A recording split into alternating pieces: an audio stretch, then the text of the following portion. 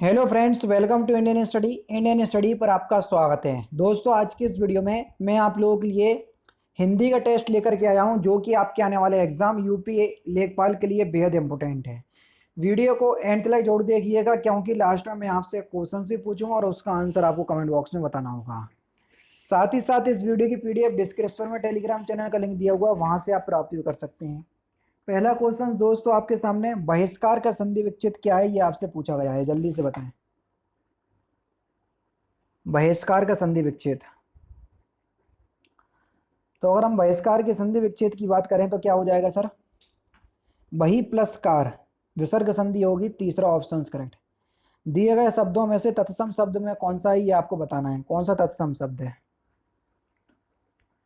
षष्ठ। षष्ठ जो है वो एक तत्सम शब्द का उदाहरण है। चौथा ऑप्शन यहाँ पर आपका बिल्कुल करेक्ट। जो छाती के बल गमन करता हो, वाक्यांशों के लिए एक शब्द क्या होगा? जल्दी बताओ। जो छाती के बल गमन करता हो, वाक्यांशों के लिए एक शब्द। तो सही आंसर आपका क्या हो जाएगा सर? उसे बोलेंगे हम उरग। दूसरा ऑप्शन यहाँ पर आपका बिल्कुल करेक्ट हो जाएगा। सिर फिर जाना इस मुहावरे का सही अर्थ क्या है? सिर फिर जाना इस मुहावरे का सही अर्थ। तो सही आंसर हो जाएगा आपका अहंकारी हो जाना। दूसरा ऑप्शन यहाँ पर आपका बिल्कुल करेक्ट हो जाएगा। रेखांतित शब्द का बहुवचन आपको बताना है। बारिश के कारण नदी का बहाव तेज हो गया। रेखांतित शब्द है नदी, तो नदी का आपको बहुवचन बताना है कि नदी का बहुवचन क्या होगा। तो नदी का बहुवचन क्या हो जाएगा प्यारे दोस्तों? नदियों, यानी कि दूसरा ऑप्शन यहाँ पर आपका बिल्कुल करेक्ट। नेक्स्ट क्वेश्चन स्टार्ट करने से पहले मैं आपको बता दूं दोस्तों, अगर आप लेखपाल की तैयारी कर रहे हैं तो मैं अनअकैडमी पर बिल्कुल फ्री ऑफ कॉस्ट, जी हाँ दोस्तों, बिल्कुल फ्री ऑफ कॉस्ट ग्रामीण परिवेश की क्लास ले रहा हूँ। सुबह 9 बजे, और हिंदी की फ्री क्लास, दोनों ही फ्री हैं। हिंदी की फ्री क्लास ले रहा हूँ सुबह 10:30 बजे, है ना। और दोनों ही क्लास बिल्कुल फ्री हैं। और मैं आप लोगों से ये डायरेक्टली बोलता हूं कि अगर आप लोगों को मेरी क्लास पसंद ना आए तो आप लोग जितना हो सके उतना डिसलाइक कर देना, मुझे कोई भी आपत्ति नहीं होगी।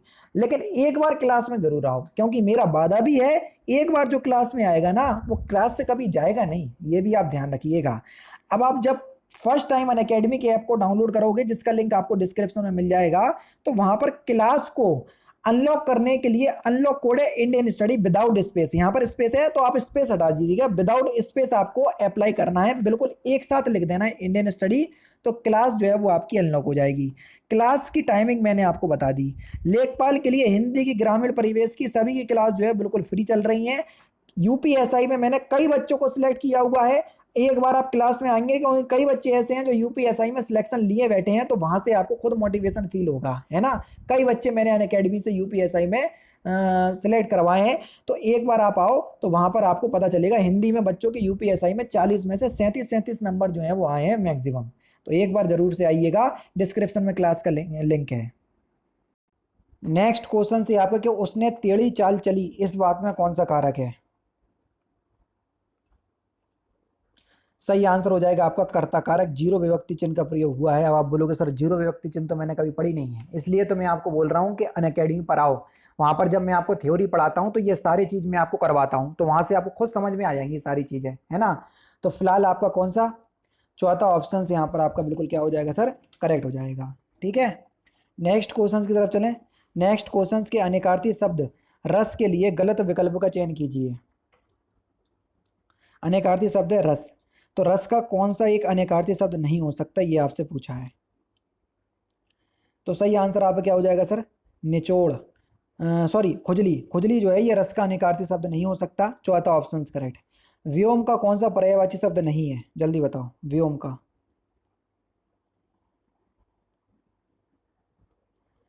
तो सही आंसर आपका क्या हो जाएगा सर? पीयूष जो है वो व्योम का पर्यायवाची शब्द नहीं है। तीसरा ऑप्शन करेक्ट।